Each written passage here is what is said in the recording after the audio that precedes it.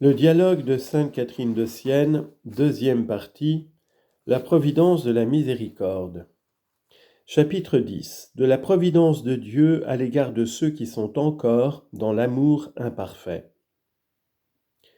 Sais-tu, très chère fille, quel moyen j'emploie pour faire sortir l'âme imparfaite de son imperfection ?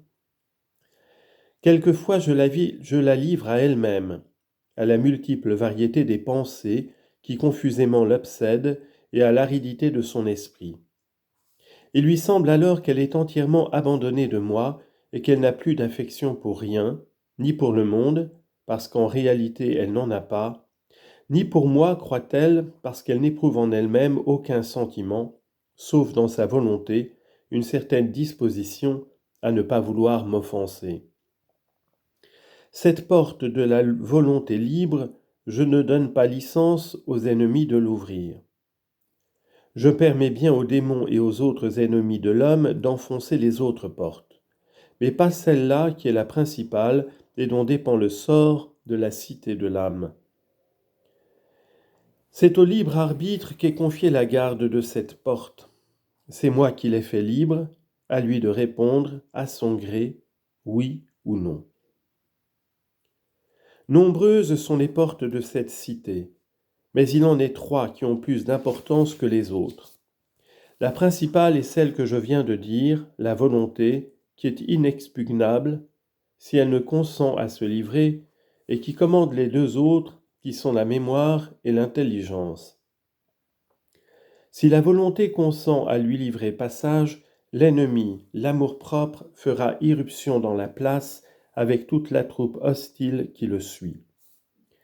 Dès lors, l'intelligence est envahie par les ténèbres ennemies de la lumière, et la mémoire est occupée par la haine, par le ressentiment que provoque en elle le souvenir de l'injure reçue, haine et ressentiment directement hostiles à la charité, à l'amour du prochain. Elle est assaillie soudain par le souvenir de 1000 plaisirs du monde, aussi nombreux, aussi variés que les divers péchés, qui sont les ennemis nés des vertus. Ces portes, une fois livrées, toutes les autres issues s'ouvrent d'elles-mêmes. Ce sont tous les sens du corps, ce sont les organes correspondant aux facultés de l'âme. L'affection déréglée de l'homme qui a ouvert ces portes est donc en communication avec ses organes. Tous ceux-ci, par conséquent, sont contaminés par la corruption de la volonté et leurs opérations s'en trouvent elles-mêmes souillées. L'œil donne et propage la mort parce que désormais il n'est occupé qu'à considérer des objets de mort avec des regards dissolus, des manières provocantes, un extérieur déshonnête, signe de la vanité et de la légèreté du cœur. L'homme est ainsi pour lui-même et pour les autres une cause de mort.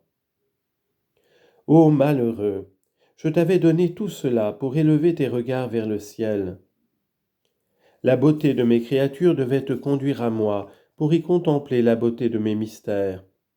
Et c'est en bas que tu regardes, tu n'as Dieu que pour la boue, et tu n'en retires pour toi que la mort. L'oreille aussi prend plaisir aux choses déshonnêtes, elle accueille les propos sur autrui pour le pouvoir juger. Que ne s'emploie-t-elle à écouter ma parole et à s'informer des besoins du prochain ? C'est pour cela que je l'ai faite. La langue a été donnée à l'homme pour annoncer ma parole et faire l'aveu de ses fautes, comme aussi pour coopérer au salut des âmes. Il l'emploie au contraire à blasphémer contre moi son Créateur et à la perte du prochain. N'est-ce pas elle, en effet, qui met en pièces sa réputation, qui murmure contre lui, qui calomnie ses œuvres, rabaissant les bonnes et exaltant les mauvaises ?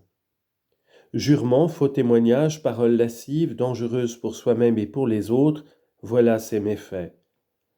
Et n'est-ce pas elle encore qui lance ces mots d'injure qui traversent le cœur du prochain comme un poignard et provoquent sa colère ? Que de maux, que d'homicides, que d'impureté, que de haine, que de vengeance, que de perte de temps sont imputables à la langue. L'odorat ne pêche-t-il pas, lui aussi, par le plaisir désordonné qu'il recherche dans ses propres sensations ? Et le goût, avec son avidité insatiable, avec ses appétits déréglés, toujours en quête de mets variés et sans cesse renouvelés, comme s'il n'avait pour objectif que de remplir le ventre. Elle ne remarque pas, la pauvre âme, qu'elle ouvre ainsi la porte à tous les abus, que les excès dans la nourriture allument dans sa chair fragile de violents désirs où elle risque d'être consumée. Les mains à leur tour prennent plaisir à dérober le bien d'autrui et trouvent leur satisfaction à des actes bas et déshonnêtes. Elle que j'ai faite pourtant pour assister le prochain en ses infirmités et pour répandre l'aumône qui subvient à sa détresse. Les pieds ont été donnés à l'homme pour porter le corps, pour le transporter d'un lieu à un autre, là où l'appelle sa propre utilité ou celle du prochain, pour la gloire et l'honneur de mon nom. Et ils ne servent qu'à courir à des lieux de perdition, à toutes les occasions de péché, aux conversations légères et corruptrices par lesquelles il entraîne au mal et les autres et lui-même, au gré de sa volonté désordonnée. Tout cela, je te l'ai dit, ma très chère fille, pour te donner sujet de pleurer sur la désolation où est réduite la noble cité de l'âme, et pour te faire voir quels maux innombrables font irruption par la porte principale de la volonté. Moi, cependant, je n'ai donné licence à aucun de ses ennemis d'en franchir le seuil, bien que, comme je l'ai dit, je leur laisse la faculté d'attaquer les autres portes. Ainsi je permets que l'intelligence soit occupée par les ténèbres d'esprit. Quelquefois c'est la mémoire qui a comme perdu tout souvenir de moi.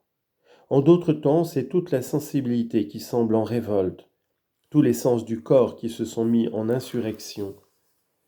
Même à regarder les choses saintes, à les toucher, à les voir, à les sentir, à s'en approcher, l'âme éprouve des troubles dans la sensibilité, comme si tout provoquait chez elle des émotions déshonnêtes et corruptrices. Mais rien de tout cela ne donne la mort à l'âme, car je ne veux pas sa mort, pourvu qu'elle prenne garde de ne pas ouvrir la porte de la volonté. Je permets à ses ennemis de s'agiter au dehors, mais non de pénétrer au dedans. Ils ne peuvent entrer dans la place qu'autant que la volonté propre le veut. Et pourquoi exposer ainsi à tant de tourments et d'afflictions cette âme entourée de tant d'ennemis ? Ce n'est pas pour qu'elle succombe et perde le trésor de ma grâce, mais pour lui donner une idée plus haute de ma providence. Je veux la mener ainsi à se confier en moi et non pas en elle-même. Je veux la réveiller de sa négligence et par le péril qui la trouble, lui faire chercher un refuge en moi, son unique défenseur. C'est moi qui suis son Père, un tendre Père, qui veut son salut, et dans cette pensée travaille à la rendre humble, à la convaincre qu'elle n'est pas, à lui faire reconnaître que l'être et les grâces qui s'ajoutent à l'être, elle a tout reçu de moi qui suis sa vie.